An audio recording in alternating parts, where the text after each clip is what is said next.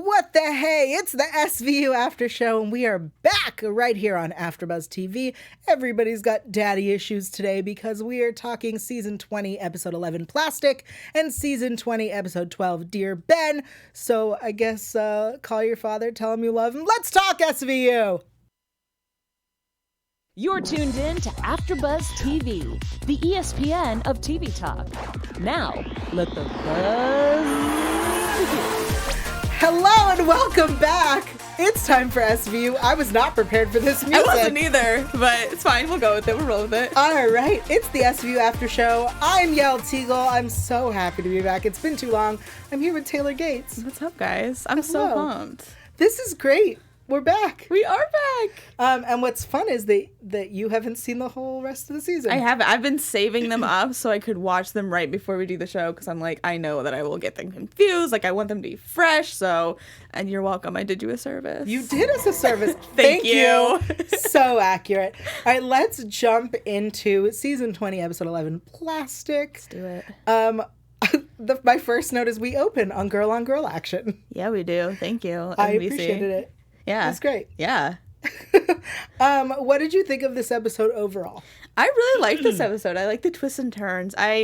For like once in my life, I kind of did see the twist coming. Like, I'm not good at guessing twists. I think you all know that. Like, all of my predictions are like way off. But I was like, ooh, maybe it's like the same girl. Like, maybe Sadie was, I don't know. I kind of called it, and I was very proud of myself. I'm proud of you as well. Did you call it? Oh, of course I did. Yeah, I mean, yeah, figures. I actually really like this episode. This episode felt like an old school SVU. Yeah. The way that it used to be. Agreed. I loved it. I do too. All right, let's start it. So we open on girl action. Yes. And then it's like this super attractive party. Yeah, honestly. I was like, ooh, this looks fun. I appreciate that the girl, who we later discover is named Ava, Yeah. is like, everyone's so attractive. Yeah, that's New York. It's New York, guys. That's what I hear about New York. Yeah. Everyone's real good looking. That's how it goes. Terrifying. They're making like blue mules. Like, it sounds pretty good drinks too. Yeah, I like later when we get an explanation as to what this party was, because I didn't understand how this woman is throwing a party in her home and doesn't know the people at the party. I mean, that happens, though. I guess more in, like, high school you would think that would happen, but... But also when that happens, the person who brought you introduces you to the host. Not these people. No, like, it felt like they're all adults, so it felt odd that this party... Yeah, it wasn't, like, as sophisticated. Right, especially for, like, such professionals. Yeah, exactly. But we're not New Yorkers, what do we know? Yeah, true. That could be how it is there. Maybe that's just LA manners. Introducing people? Okay, yeah.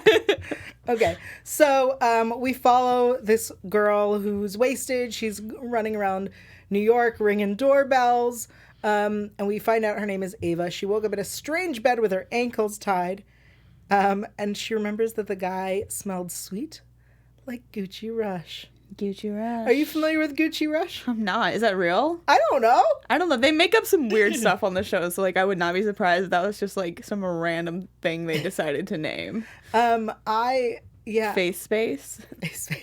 But Gucci's real. Exactly. No. What was the product placement going on here? I'm not sure. I'm also not sure that that Gucci wants to be like would appreciate that. Yeah, I don't know. Where's like the laws? Maybe they were mad. They were like, Gucci didn't want to sponsor us, so let's put their name in. Maybe. We don't know. I love it. So she remembers that her hands were pinned down and that they were taking turns. It was a couple, a man and a woman, and they raped her. And at this moment I went, what a clever plot. There's the twist. Yeah. There it is. We haven't had this before. Have we never had it before? I'm sure we've had it before. I don't believe we've ever had. Guys, tell us in the comments. I'm almost positive we've never had a man and a woman raping a girl together. Interesting.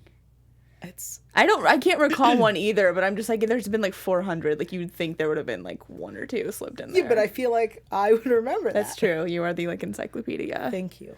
So I really enjoyed this. We found out that it is Dr. Heath Barron, who is a celeb plastic surgeon. He's been on TV. And Sadie Parker, who runs Sadie's Sugar Shack and makes cupcakes. Of course she does. I mean, why isn't she a model? Yeah, well, she probably does that too. She's probably like an Instagram model who like does both. That's what I assumed. That's so great. So we find out that Sadie gave Ava a drink from her water bottle. At no Why do point you does have a this water bottle? Excellent question. This party. I mean, in case you are too dehydrated. Just like a plastic water bottle, like one of like the I nice assumed, ones. No, I assumed it was like a plastic 29 cent. I don't know what year this is. 99 cent like plastic bottle. Okay. That's what I assumed. That's great. Do you think that she has like a fancy? I mean, didn't she That's have, what I figured. If she's like this fancy person running like a cupcake shop, and like figure she has one of those like ones that keeps it cold like 48 hours or whatever in her purse that she takes to a party? Yeah, that's what I'm saying. I was like, that seems weird, but okay. I don't know. Interesting. We can debate the water bottle all day, okay? So then we have this weird, I really appreciate the way that like every time the interrogations went down, they were very unique. Yes. So like we have Dr. Heath explaining sex can be complicated. and Sadie also just really explaining like, you know, how open she is and how sexual and like very considering you're being interrogated for rape. Right. So she's like, Ava said I was hot, and she said that he was hot, and then she mentioned that she had a three-way in college. Oh wait, I'm sorry. I have a great quote that I need to bring up because you know I'm like the queen of like the insane quotes. Three-ways are illegal now. I thought this was New York, not Texas. Are three-ways illegal in Texas? No, but like just like I don't think so. Tell us if you're from Texas. I don't think so, but I mean I thought that was pretty good. I thought that was like, way to slam Texas. I mean, but also really good point. Three-ways are very legal where I live. Yeah, I feel like they're legal everywhere. I mean, in the U.S. I would assume that states that have like sodomy laws probably have three-ways not allowed. Interesting. Right? I don't know. I don't know, honestly. I think we should look into it, I guess. These are very excellent questions. These are very We important. ask the hard questions. We do. Here. The hard-hitting journalism, you guys. But yeah, so she's talking about how like, you know, they're so fluid and they love, you know, adventure. And Dr. Heath says that they've been together for so long that, you know, Sadie says, add sugar to maintain freshness. She's a baker. That's why. Oh, thank you. I didn't understand the reference. Oh, that's something I wasn't clear on. Thank you so much for just like circling back to the fact that she does indeed have a cupcake place. Add sugar to maintain freshness. She's a baker. That's why. I get it. Thank you. Ridiculous. And then he gets all in a huff. I have a public profile. She wants something, and if she keeps this up, I'm gonna have to call my lawyer. It looks like someone is looking up the whole laws. Oh my gosh! Thank you, Steph. Thank you. That's our engineer, Steph, in the booth, looking up three-way laws. What laws have you found? I haven't found any that are illegal. I know that in Texas, this was in 2016, so they might have changed it. No more than 6 dildos are allowed in one household. I did actually know that one. Why? What is the reason? Texas. Brothel. I'll keep Texas, looking into this, you guys, you. and circle back with me in a few minutes. Thank you. I know that there are weird rules that have been in place to like stop brothels. So, for example, in San Francisco, you couldn't have frat houses. Yeah, we couldn't have a sorority house where I live either because of that. If you have more than 5, I think it was 5 women in a house, it's a brothel. Yeah, exactly. Okay. That's not how that works, guys. It's not necessarily true, but okay. It's on the books. Although women living in a house does not equal brothel. That's what you think. I should live in houses. I don't know. I lost my joke there. All right. So then we have this really great exchange between Benson and Rollins about threesomes. I was like, wait, are we hinting at bisexual Amanda? I really loved this quick little moment where Rollins gets it. Yes. She totally was like, yeah, they're attractive. I know. I was like, wait, I love this. I think that we're like, I mean, we like don't explore that a lot. I feel like there's very little LGBTQ representation, especially on our like main squad. So I was like, okay, the fact that we're like getting little seeds, like that's something. It's very interesting that you point that out because I felt like this episode deliberately tried to go, look, queer people with the, you know, with the couple and who answered the doorbell too. I agree. I was like, okay, like great, but right. not to spoil the rest of the season, but I feel like they intentionally are making choices to be like, it's New York. There are a lot of queer people. Yeah, definitely. But still no confirmation about Barisi. I mean, do we need confirmation? Yes. If Gabby Dunn was here, she would confirm it for us. So we get a warrant to search Dr. Heath's, I feel like I need to say his whole name. Dr. Heath Dr. Barron. Heath Barron's home. Oh, wait, I'm sorry. I want to just Yes, of point course. another something out that we just like completely brushed over in this episode, but I thought was going to like lead to something bigger. So Heath said that Ava was pretending to be unconscious because she wanted to pretend to be a living doll. And I was like, wait, why are we not diving into the living doll thing ever? That's later and That's later? Yeah, and a different girl. No. Not according to my notes. Your notes are inconsistent. That's when we get the videos. Shoot, I'm so sorry. That's totally fine. My bad. But we get that. The after we living see doll video. thing, though, I guess what I'm trying to say is like We'll get to that it. would have been really interesting, but Hold that thought. I want to talk about that because we're almost there. So I just got so excited. I'm sorry. we get into the medicine cabinet. It's full of drugs that are prescribed from him to her. I thought that was going to lead us somewhere. Yeah. And it didn't. And in the bedroom, Creasy finds, this was confusing to me. The object that he picks up, from what I saw, looked like a ball gag with nipple clamps attached, Yeah. which seems not like the right thing, just because of like proportion to where your mouth and nipples right. are. Anatomically interesting. Right. It felt like, I'm going to be so mean, it felt like someone in the props department was like, well, can you tell that these are nipple clamps? And can you tell this is a ball gag? You know, why don't we put them just put together? them together. And then you'll be like, this is something kinky. There's leather and metal.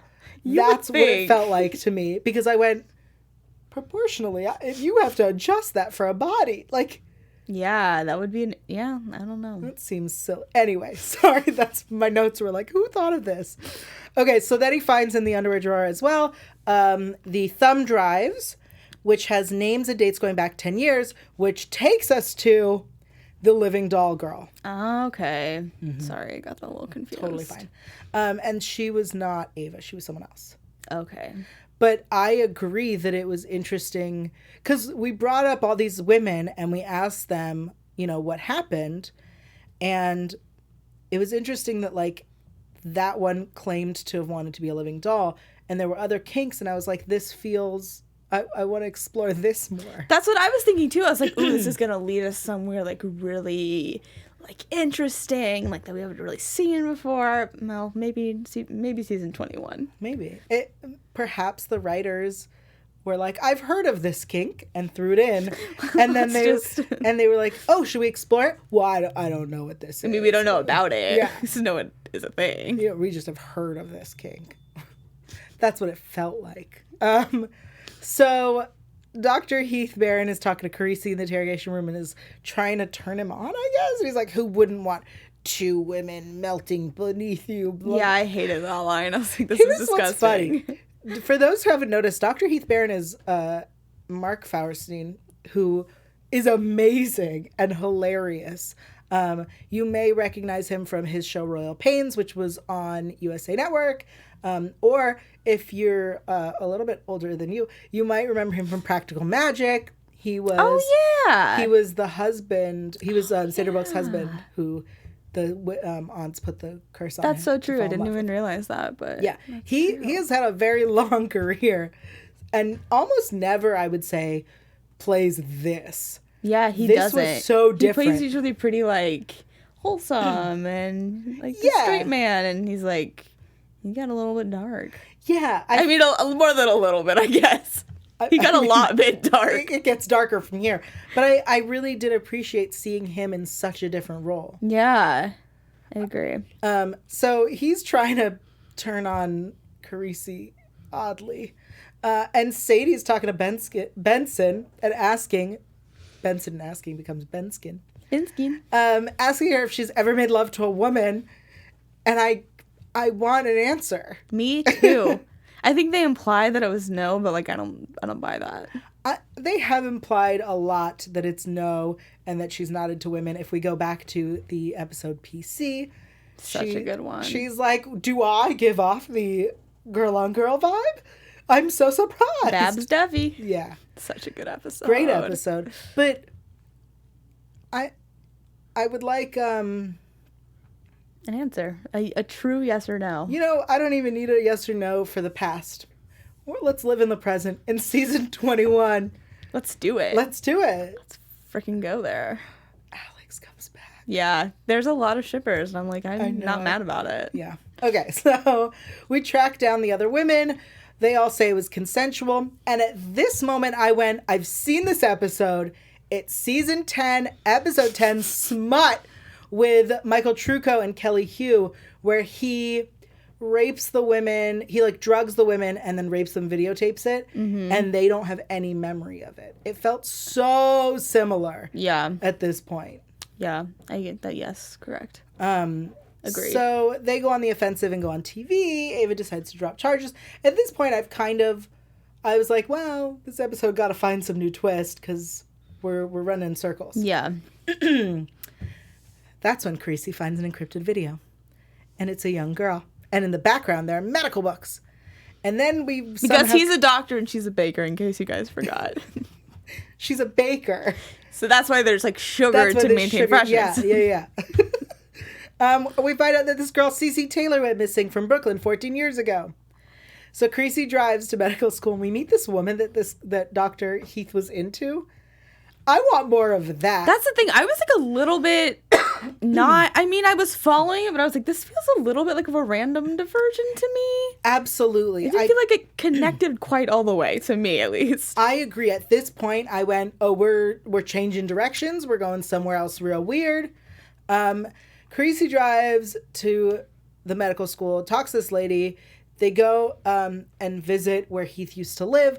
I, at this point, was starting to think, if you're going to throw in a missing girl, then this woman is that missing girl. So then Benson's visiting with Cece's dad. What the hey? And I thought that was so sad. I felt so bad for me just living with all his plants, mourning his daughter, mourning his dead wife. Yeah. And that Cece liked a boy and wasn't popular, and she thought it was because she wasn't pretty enough.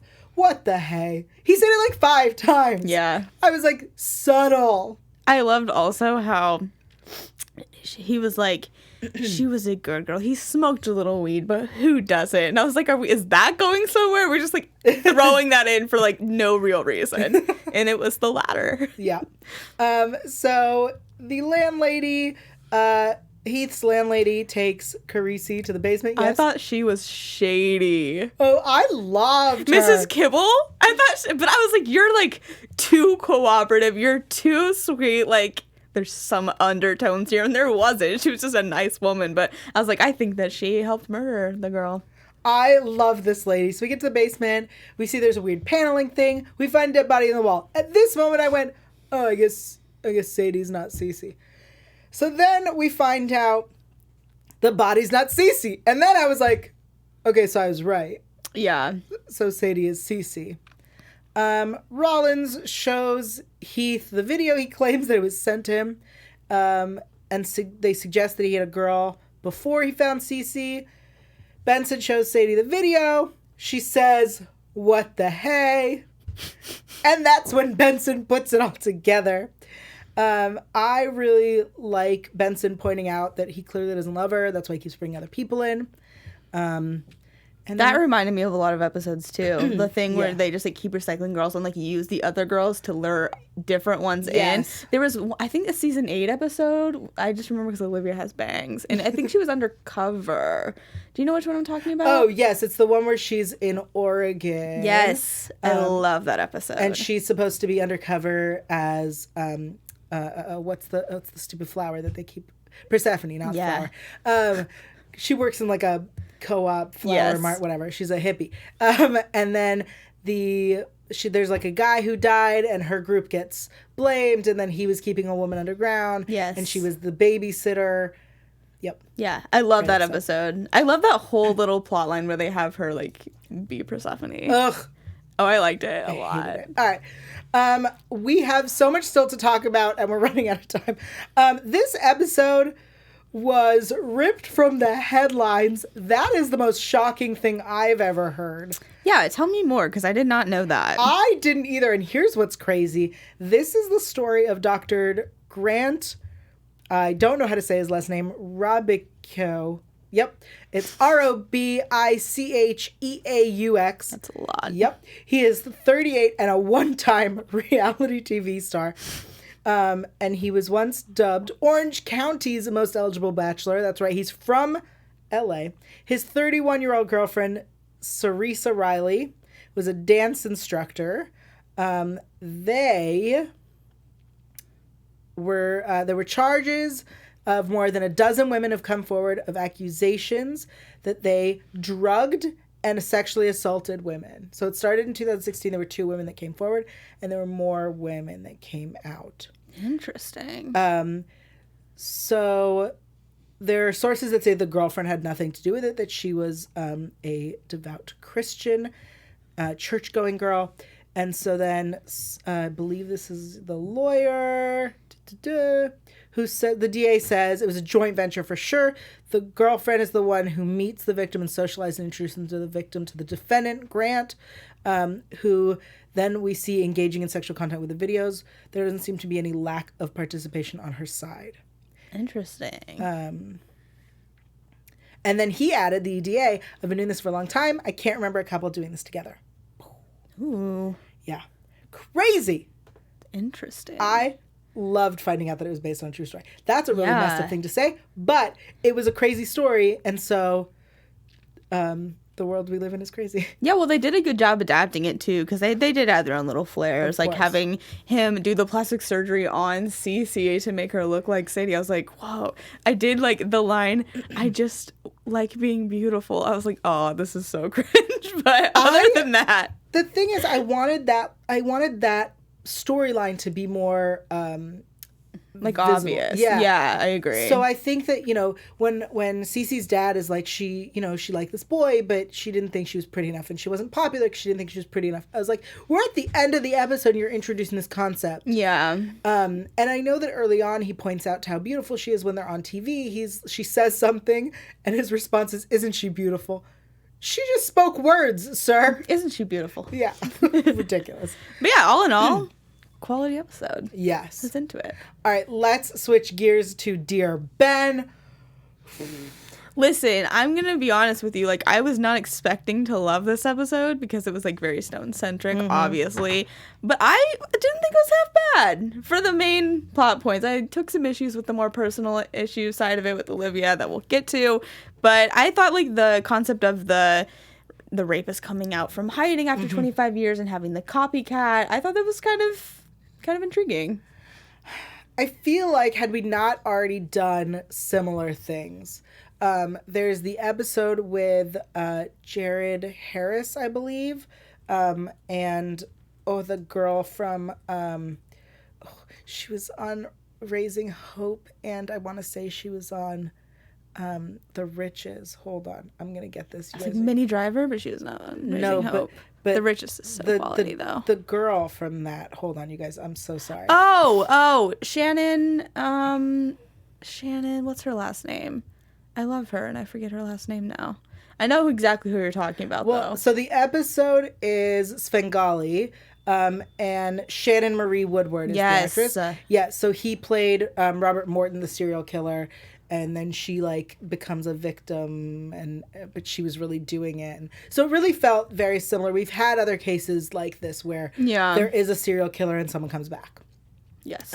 So the episode opens with the apartment the apartment building's door being propped open. At this, I was like, I want to talk about let's deal with this situation where this bitch thinks it's okay to leave her apartment building propped open. Yeah.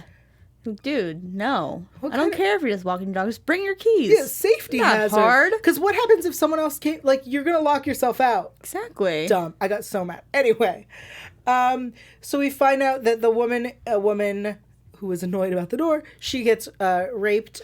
Her name's April. Her husband Gavin is tied up in the kitchen with a stack of plates. And when they come in, it says Infinity 23 NYPD 0. It's been 25 years since the Infinity Rapist, who between 81 and 94 was raping women, doing this thing where he'd put the plates on the I thought that was guy. an interesting MO. Such a weird thing to say. Clever move. Yeah, it was because I had never even thought about that. I don't think we've had something like that in this show before. And I was like, what's with the plates? I don't understand. And then they were talking about it. I was like, oh. It's so smart. Oh, yeah.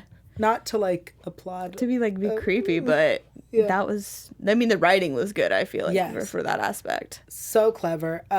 So in this rape of April, there's no DNA, but there were 2 hairs on the bed. We go back to the old cases. Stone discovers that his father was on the Infinity Task Force. But his notes, his most recent notes are of 2017, which is interesting because the case ended in 94 or went cold in 94. This is a white whale. Yeah. And there's, for some reason, a photo of Stone and his dad from when he was 7. So we find out that it was a copycat. The difference being that the Infinity the Infinity Rapist wanted the victims to sound like they enjoyed it, while this one wanted April to be silent. Yes. And it's 25 years to the date. We look for some reason Wikipedia is the solution to this. Of course. And it was updated 2 hours before the assault by someone called Real Infinity 23. I wrote that down too. I was like, what a username.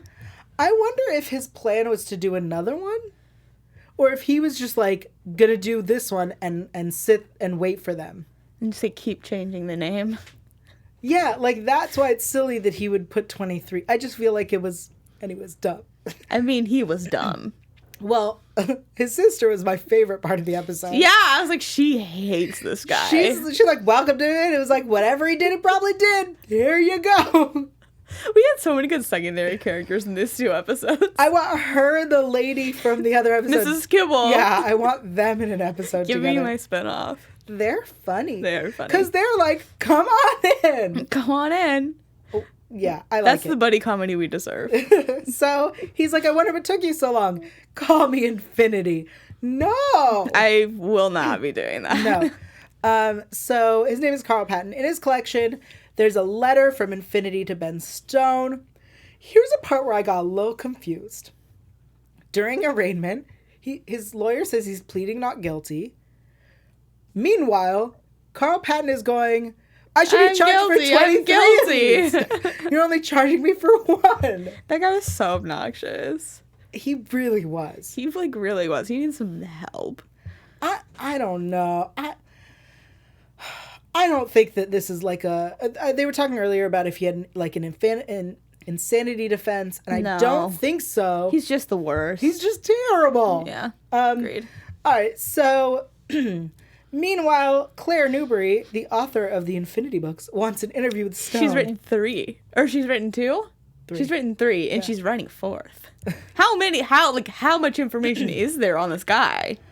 I mean, obviously not. A lot, apparently. She's written that many books. I imagine that the second and third book are very repetitive of the first. Yeah, because I'm like... Unless the first came out like when he started. Yeah. I imagine it was when he started, a few years later, and then after it went cold. But I can't imagine that the third book has good info. Right? I'm like, you must have run out. I mean, you can keep doing interviews, but you would think that you would have spent the time doing that for the first book. Right, but also, if you are getting that much info, maybe you should help the cops. Yeah. Claire was obnoxious. Yes. So, Carisi and Stone then have drinks.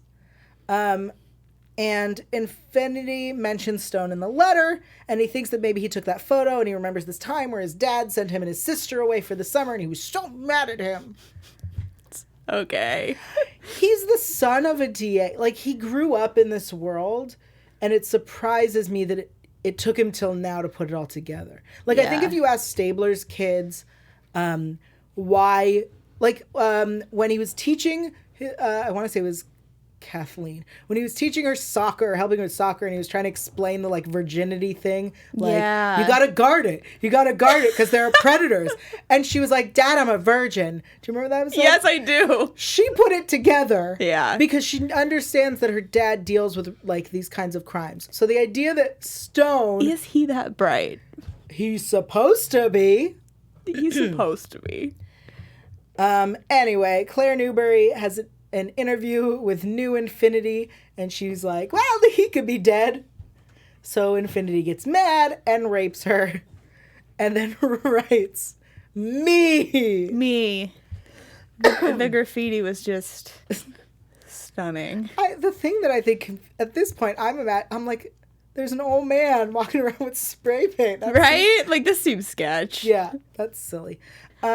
So she baited the real Infinity out of retirement. I feel like he should have murdered his copycat. Like, yeah, sure, rape her for saying that he could be dead, but murder the other guy. Yeah. That he's guy just, deserves is something. he just chilling? Like, what did happen to the other guy? He's in jail Okay. for one count of rape. Yeah. All right. I guess that's that on that. So during the rape, he says, I'm alive, you bitch. And she knows he's old because he had old man breath. Yep. Okay. I don't know that that's going to hold up, but okay. Great. So they go to find more letters, or Stone is looking for more letters. Creasy and Finn go to a broker to collect everything Infinity. I gotta tell you all, this actor, Stephen Marcus, you may recognize him from 2 other episodes. Oh, he's a repeat offender. Yeah, but he's like the wax man, the guy with the issue with the ears. Oh, yeah. He's always there to like give you some info and has nothing to do with the crime. Yeah. So Stephen Marcus was in Privilege, which I just was watching the other day, which is season 4, episode 17, and Pixies, which is 2-9, which was my first. Oh, so episode. it's been a while. Yeah, we haven't seen him since season 4. Oh, welcome back. Yeah, but I was like, that voice, Yeah. because he's got a very distinct voice. I love how this just reminded me, like, the whole letter thing. What was the movie that just came out with Melissa McCarthy, where she pretends... Lee Israel, the one about Yeah, Lee yeah, Israel. yeah. Thank you Thank so you. much. But I was just, like, getting those vibes during those scenes. I was like, oof, where's Melissa? You're so Sorry, I funny. was muted. For the viewers, can you ever forgive me? Yes, You just thank told you. us that? Yeah, I was giving you guys the exclusive. Oh, thank you. Can you ever forgive me? Yes, that's what it's called. Thank you, Steph. That's funny. All right. So they pulled DNA from a stamp, and Creasy sends it to a genealogy website, which gave permission. The woman that it matched with gave permission to be contacted with any matches. We made this woman Amy. Oh, Amy. Amy's parents are dead. She has no cousins. She has a sister in SF. She has one uncle, Uncle Edgar. He's 68. He was a cable repairman, and he got married in 94. Dun, dun. She doesn't want to give them his address. And she's like, is this even legal? And at this moment, I went, no! Yeah, no. No! None of this is legal. But it was smart. It was so smart. It also, just for anyone who has not yet given their DNA to any of these Ancestry or 23andMe, don't! I know, and I'm so curious. Because this is what's going to happen. Yeah. I'm starting to sound like Munch, but this is why you don't give your DNA to companies like, give us your DNA. Yeah, I thought this was going to be a bigger part of this episode, to be honest. Because I thought it would be, like, more of, like, a legal case where they discuss the... Because Right. there's some of those episodes where they discuss, like, the new technology and, like, whether this... Because it's not a law yet, so, like, what do we think about this? Sure. So the next part, right? Finn goes off and Creasy stays to make sure that she doesn't warn him. I think that was something we should have also addressed. I loved it, though. He was like, I'm going to need to stay here. Because also, there are legal issues there. Illegal search and seizure. He doesn't have a warrant. He cannot be forced into her home. She could ask him to leave at any time. She wasn't smart enough for that. Well, she was. She was like, I'm calling a lawyer. So he claims there's legal precedent in Florida and California, and they make reference to another case, the Golden State Killer, which is, interestingly enough, similar to there's connection with this storyline and that. So it's not necessarily ripped from the headline, but it's referred to and connected. Adjacent. Yes. And then in the previous cases, they didn't identify themselves as law enforcement when they entered the DNA into the service. The judge throws it out because of Fourth Amendment issues, and everything is evidence. All the evidence is now fruit from the poisonous tree, and the charges are dismissed. I wanted that. Yeah, I agree. I was like, great, we've caught him. We've put it all together. I don't need any more of this Stone and his dad crap. I want to talk about the fact that we're using these DNA services. Yeah, I agree. Maybe that's something they'll bring back. Because there's so much to debate on that, I feel like. Right. I want Munch to show up. Yeah, Like, agreed. this is why. It's special. It's just like a special appearance. Right. I agree. Because this feels like something he years ago would have been like, no, don't do it. Yeah. He's been warning us the whole time. Did we listen? Amy didn't. So charges are dropped. Infinity says to Stone, your father would have done better. Yep. You're welcome. Carisi meets with Amy. My uncle isn't calling me back. And then she says, He picked me up from school. she's like, DNA doesn't lie, does it? No, girl, have you watched the show? Home scale, I do believe in science. Ugh. So then we hear this story. He stayed with us for a few months when I was 6. He'd wake up in the middle of the night screaming, I can't listen, make it stop. It turns out that his grandparents were alcoholics who fought, and some nights Grandpa would make them listen while he raped Grandma. I thought that Edgar hurt Amy. I really was like, I mean, that's like the easy assumption, I think. But I was like, ooh, I bet that Amy was hurt by him. She's like repressing it. I'm surprised that he hadn't. Yeah. I also think this idea that he's making someone listen to their loved one getting raped reminds me of the episode, I can't remember the name of the episode, but I can remember Hearken to the Ark, with the author from Louisiana, the children's author, who like is schizophrenic and kidnaps little girls to save them from being raped and then rapes them thinking he's saving his sister. Yes. That's a crazy one. Yeah, it really reminded me of that, with this idea that like he's doing this thing because it was a thing that he heard happen, which I don't know enough about like the psychology behind rapists, but that seems odd to me. Yeah, but that, I mean, that is everything though. I mean, that happens with abuse too. Like if you grow up with like abusive parents, like you usually like go towards like abusive. Right. So I definitely understand if I saw my father beat my mother, I might be attracted to men who would beat me. Yeah. I totally understand that. I don't understand if I saw my father beat my mother and then I started beating. That's true. That is true. I That's- don't know about that either, but I it's bet there is some surprising. weird psychological thing to it. That said, maybe if I was a man, it would be different. Yeah. Maybe. All right, so That's a theme of this episode too. we'll get there. love it. We will get there soon. All right, so Infinity saw Ben Stone, Stone's dad, as a father figure. I thought that was so strange I agree. in a way. Because I mean, how much older would his father would have been then? Like the age was like a little bit weird to me. Like how much older would Ben have been from Infinity? Not that much older, right? So Ben, I guess not. That's the thing. That was like what was throwing me up. I would mean, say he's maybe 20 years older than him. yeah. Which I mean, I guess. Right, But so if Stone is 40, let's say, Infinity is 60, I'm giving us easy numbers. 40, 60, so then Ben died at 80? yeah. That seems reasonable. Yeah. I don't know. I would have thought there would have been more of an age gap, I guess. So then he was real young when he started doing these rapes? Yeah. I don't know, man. Well, he wasn't real young. No, but in my math, he would have been. Yeah. Girl, I don't know. I don't know. I don't think that's what math. threw me off is because I guess that, Edgar was like so old in this episode Right. that I was like, oh, it's strange that So then he's- maybe he saw him because he saw how he was with his own son that he liked. maybe that's true. Let's go with that. All right, so Threw me off a little. yeah. So Stone tells Benson in front of Infinity because they get him in for a suspended license, that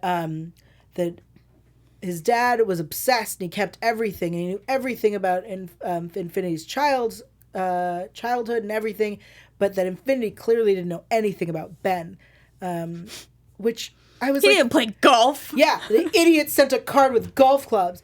I was like, this is dumb. This is, yeah. It wasn't about you. You didn't have a relationship. It was about the women. Okay.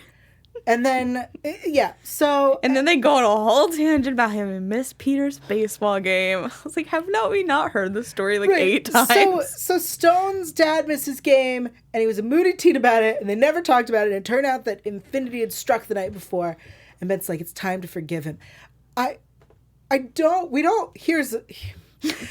Ben Stone was not a character on this show. Yes. He is not someone that we care about.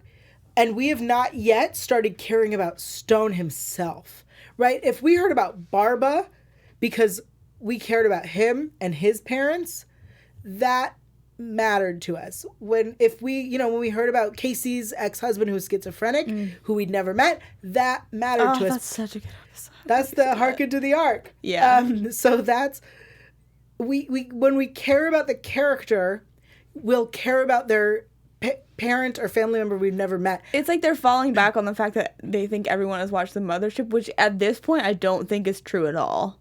Right. Sorry. No, I also think it's not fair to try to make us care about his father that we've never met or people in Chicago. We care about the ones that have crossed over. Yeah. That we've seen. So it really felt out of place, and this episode did not get me even more involved in Stone. Agreed. I thought the actual case was interesting, though. Yes. I'll give it that. I would have liked more about this DNA thing. Yeah, me too. That direction would have been cool. So let's quickly touch on the Noah stuff. Your favorite. Yeah, so the episode opens with Stone playing ball with Noah, and Benson's all worried about his behavior, and then she says something that I think you would like to address. Maybe he needs some masculine energy. Like, okay, just because you're a woman doesn't mean you also don't have masculine energy. Also, in you. she's got some masculine That's what I'm energy. saying. Like, she has masculine energy. Like, it doesn't, I don't know, like, your sex and gender don't automatically just, dictate what kind of, the only kind of energy you have. I also feel like it's kind of an insult to lots of single moms, Yes. to lesbian moms. Yes. I have friends, they are raising a son. They don't need extra masculine energy. Exactly. I think it was really ridiculous. And then, here's the weirdest part. The episode then, at the end, she's talking to Noah, and she says, we all get in bad moods sometimes, and that's okay. But sometimes it's not about Lucy or olives or homework. And I was like, oh, you want us to remember that he threw these fit these last few episodes? Like, maybe, I mean, when we were watching it back to back, sure. But at this point, I was like, oh, yeah, that time The with olives. the olives. Yeah. Also, the fact that he sat on the couch like that, I was like, how are you not yelling at him to get off the couch like that? So she says, sometimes it's not about olives or homework. We're upset about something else. So her job is to talk to people who are upset about something.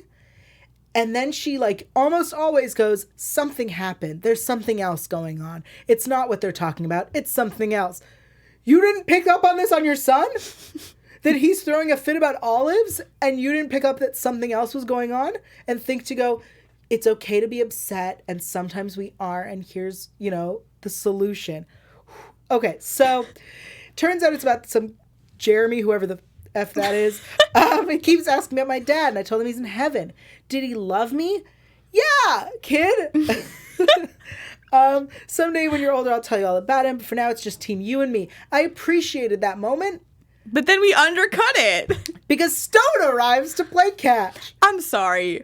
Why? Like, if anyone's going to come over, it's going to be Finn. It's going to be Amanda. It's not going to be Peter Stone. I also am like, Barba's not going to come back. That's the thing. Like, Uncle Rafa? I guess he plays baseball. He's the only one that knows how to play baseball. He's his coach. But what I didn't like, so Stone comes and she's like, oh, is something wrong? And he goes, I'm not here for you. And then, like, walks past her.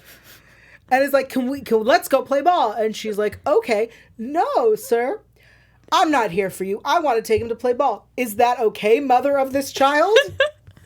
Right? Even Yael knows that. Yeah. Even you know that. You ask a don't do parent's children. permission. Yeah, I don't. Ugh. Yeah. You ask a parent's permission. Agreed. So it's just Team You and me, except Stone's But then gonna show also up. this other guy. Right. Who's not your father, who will never be your father, who is of no interest to your mother, who has his own daddy issues. Yeah, he's going to show up and play ball with you. Also, I believe it's evening, right? Yeah. Like, she's come home from work. Yeah, it was. I don't know. I know that she came home early. He was like, you're home early. Why? But it's still evening, right? He's home from school, so it's after 3 p.m. He has homework, Peter. It just felt like no, you can't play with my kid in the evening. Isn't it also like January in New York? That's fair. It's cold. How are you playing They baseball? were playing at the beginning. It was wet, but it wasn't, which was also, I was like, he's going to slip and fall. It wasn't snowy. All right. Fine. Okay. I'll allow it. All right. We have one more minute, and here's what we got to tell you. Next episodes that we are going to cover will be on Wednesday at 9 p.m. That's right. We are messing with the schedule. So Wednesday, 9 p.m., we're discussing... Ooh, thank you. We're discussing Season 20, Episode 13, A Story of More Woe, and Season 20, Episode 14, Part 33, which I believe... Oh, that was divisive. I haven't seen it, but I know it was divisive. It was very divisive, but I also believe it's a milestone episode. Oh. Which is why it is done incredibly different than every other episode. Awesome. So excited. join us on Wednesday at 9, but until then, where can everyone keep up with you? Yes, you guys can find me and the Twitter poll of the week. Tell us about the poll. What's your favorite Kinky SVU episode? Ridicule, Bombshell, 25 Acts, Plastic. I'm going to say mine. I love me some Bombshell. I like 25 Acts too, but I love me some Bombshell. Find me and vote in that poll on Twitter at alphaba_Ann and on Instagram at Taylor_Gates_. I'm also hosting the Dead to Me after show right after this, so come watch that too. Thanks. I'm Yael Tygiel. I'm everywhere at Yael Tygiel. That's YAELTYGIEL. I do not have a poll going. I don't know what my answer would be because I love 25 Acts. Yeah. It's the first Barba episode. It was based on 50 Shades. Like, it was inspired by 50 great. Shades. Oh, it was such a good Bombshell episode. is twincest though. Yeah, like Bombshell is twincest. so good. Oh, great episodes, both of these. Yeah, I'm torn between those two. Can't decide. So no poll on my Twitter and no other after shows, but I will see you here Wednesday, 9 p.m. Pacific time to talk A Story of More Woe and Part 33. Bye. Bye. Our founder, Kevin Undergaro, and me, Maria Menounos, would like to thank you for tuning in to AfterBuzz TV. Remember, we're not just the first, we're the biggest in the world, and we're the only destination for all your favorite TV shows. Whatever you crave, we've got it. So go to AfterBuzzTV.com and check out our lineup. Buzz you later.